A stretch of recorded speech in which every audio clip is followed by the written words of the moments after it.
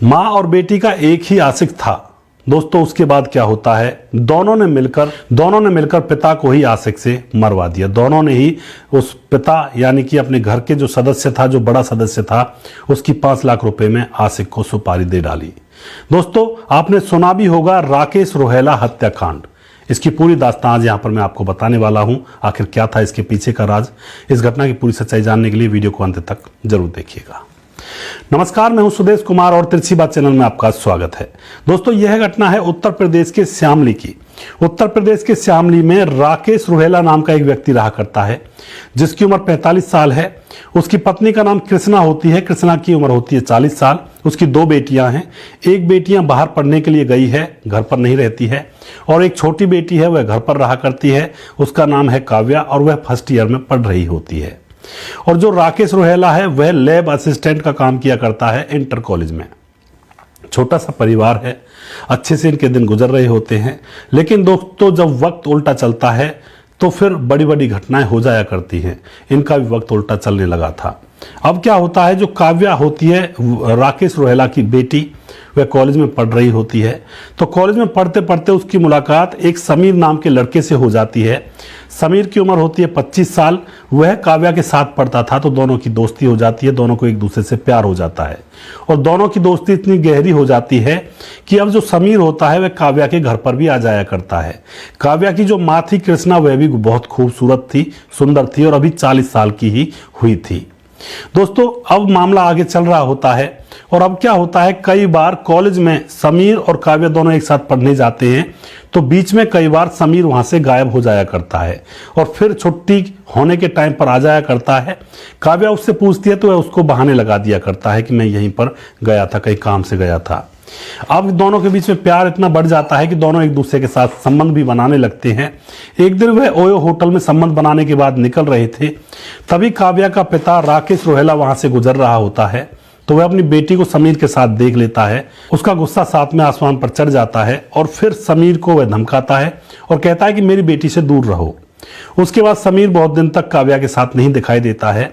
तो राकेश रोहेला समझता है कि अब वह लड़का शायद डर गया है और वह समझ गया होगा। दोस्तों अब कुछ दिन और गुजरते हैं, तो एक दिन राकेश रोहेला कॉलेज में कुछ काम कर रहा था, तो उसको घर पर कुछ काम याद आ जाता है।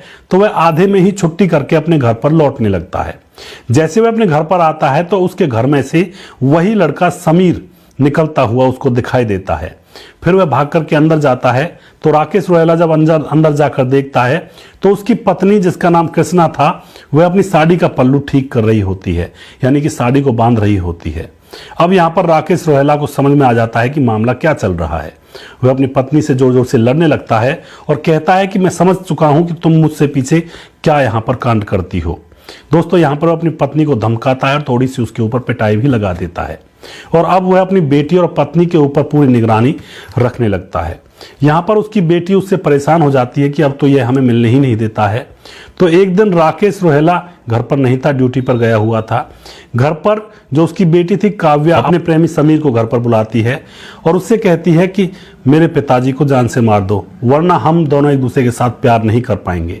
जो काव्या का बॉयफ्रेंड होता समीर, वह अपने साथ 2 लोगों को लेकर आया था। उसको डर था कहीं उसकी पिटाई ना हो जाए।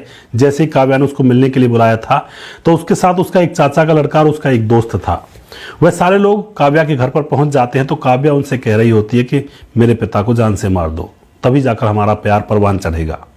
उधर दोस्तों वह अपने पिता को मरवाने की 5 लाख रुपए में उनको सुपारी दे रही होती है। तभी अंदर से उसकी माँ कृष्णा भी बाहर निकल कर आती है। उसको पता चल जाता है कि उसकी बेटी उसके पति को मारने की सुपारी दे रही है। तो वह कुछ भी नहीं कहती है। दोनों का प्रेम प्रसंग था उस लड़के से, तो वह अपनी बेटी के साथ हो जाती है और सुपारी देने के लिए उसको पैसे भी देती है। उसके बाद दोस्तों जो समीर होता है वह कहता है कि 5 लाख से काम नहीं चलेगा, मुझे कुछ और पैसे भी दो क्योंकि हथियार खरीदना है। अब यहाँ पर जो राकेश रोहेला होता है उसने एक तमंचा खरीदकर अपने घर पर रखा हुआ था अपनी बेटी और अपनी पत्नी की सुरक्षा के लिए। अब जो बेटी काव्या होती है भागकर अंदर जाती है और उसकी माँ भी जाती है अंदर और उस तमंचे को निकाल कर ले आते हैं और सुपारी वालों को कहते हैं कि अब तो पैसे नहीं देने पड़ेंगे ज़्यादा, क्योंकि हथियार तो हमने ही तुम्हें दे दिया। यानी कि राकेश रोहेला की ही तमंचा थी और वह उसी को मारने वाले थे। अब यह बंदूक उनको दे दी जाती है और राकेश रोहेला जब शाम को वापस आ रहा होता अपने घर की तरफ, तो रास्ते में ही उसके ऊपर गोलियों से फायर की जाती हैं और उसको छलनी छलनी कर दिया जाता है। दोस्तों, पूरे इलाके में हड़कंप मच जाता है और सीसीटीवी कैमरों से जब पहचान की जाती है तो समीर को पहचान लिया जाता है, क्योंकि वहीं पर पास पर एक चाय बेचने वाला था, चाय का खोखा लगाता था। वह बता देता है पुलिस को कि यह लड़का तो इनके घर में यानी कि राकेश रोहेला के घर में आता था जब वह घर पर नहीं रहा करता था। कई बार मैंने देखा है और अभी भी राकेश रोहेला को मारने से पहले यह मेरी दुकान पर खड़ा था, यहाँ मुझसे बातें कर रहा था, बीड़ी सिगरेट मुझसे ले रहा था और एकदम से इन्होंने जाकर राकेश रोहेला को मार दिया। दोस्तों, पुलिस उस समीर को और उसके 2 साथियों को अरेस्ट करती है और उनसे में पूछा जाता है कि तुमसे किसने कहा था इसको मारने के लिए। तो वह बता देते हैं साफ साफ कि राकेश रोहेला की पत्नी कृष्णा और काव्या ने हमें सुपारी दी थी, उसको जान से मारा है। दोस्तों, पुलिस दोनों माँ बेटी को, राकेश को, दोनों माँ बेटी को, समीर के साथ 2 लोग और आए थे उनको, सभी लोगों को अरेस्ट करके उनको जेल में डाल दिया जाता है और एक हंसता खेलता परिवार अब उजड़ जाता है। घर में एक बच्चा नहीं रहता है जो घर को देख सके, सिर्फ वह लड़की रहती है जो बड़ी लड़की थी। तो ऐसी ऐसी औरतें जिनकी अकल घुटने में होती है, ऐसी औरतों की अकल को मैं घुटने में ही कहूंगा, जिन्होंने अपने हंसते खेलते परिवार को उजड़वा दिया और अब वह पूरी जिंदगी भर जेल में रहेंगी, वहीं पर आराम से मौज मस्ती करना, कोई रोकने टोकने वाला नहीं है। तो ऐसी औरतों के बारे में आप क्या कहना चाहते हो दोस्तों?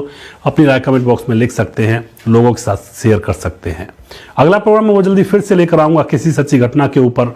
तब तक आप खुश रहें, सावधान रहें, रिश्तों की अहमियत को समझें, कभी भी ऐसा वैसा कृत्य ना करें जो समाज में आपकी इज्जत तार तार हो जाए और लोग आपके ऊपर थूकें। ऐसा कोई भी कृत्य अपने जीवन में ना करें। अगला प्रोग्राम बहुत जल्दी फिर से लेकर आऊंगा। जय हिंद, जय भारत।